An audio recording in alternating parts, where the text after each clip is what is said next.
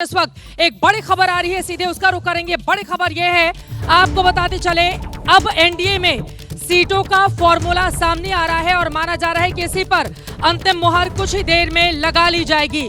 चिराग पासवान को मनाने की कोशिश लगातार की जा रही थी। बिहार चुनाव से जुड़ी हुई बड़ी खबर है, एनडीए में सीट बंटवारे का नया फॉर्मूला तय हो चुका है। एनडीए में जेडीयू को सबसे ज्यादा 102 सीट मिल सकती हैं। भारतीय जनता पार्टी एक सीट पीछे रहेगी।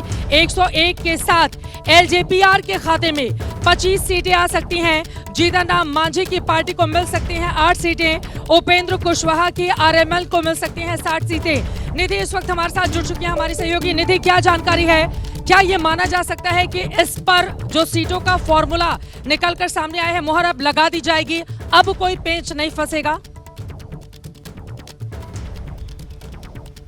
बिल्कुल, सबसे बड़ी खबर यही है कि चिराग पासवान, जो कि लंबे समय से, बीते दिन से आज तक में तो सबसे ज़्यादा चिराग पासवान को मनाने की जो कोशिशें थी वो कामयाब हुई और एनडीए में जल्द से जल्द सीटों के बंटवारे को लेकर ऐलान हो सकता है। और जो नया फॉर्मूला निकल कर सामने आया है वो ये है, चित्रा, कि सबसे बड़ी पार्टी जेडीयू, जिसको सबसे ज़्यादा सीटें मिल सकती हैं, बीजेपी से एक ज़्यादा, यानी 102, 101, और दूसरी तरफ एलजेपी जो कि 23 सीटों पर नहीं मान रही थी और ऐसे में उनको बीजेपी और जेडीयू के कोटे से एक सीटें कम करके एलजेपी को 25 सीटें मिल सकती हैं। ये एक नया फॉर्मूला जो है वो सामने आया और सूत्रों ने ये बड़ी जानकारी हमें दी है। और इसके अलावा आरएलएम और पूरी जानकारी के लिए आपका, तो हमने आपको जानकारी बता दी कि आखिर कौन कौन सी सीटें किसके खाते में जा सकती हैं। आपको बताते चले, लगातार इसको लेकर मंथन का दौर जारी रहा। चिराग पासवान यहां पर लगातार अपने धुएं से जिस तरह से जेडीयू और भारतीय जनता पार्टी के लिए मुश्किलें खड़ी कर रहे थे, फिलहाल अब माना जा रहा है 25 सीटों के साथ उनको भी संतुष्ट करने की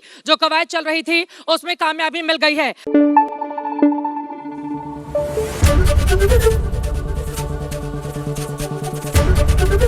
एबीपी न्यूज आपको रखे आगे।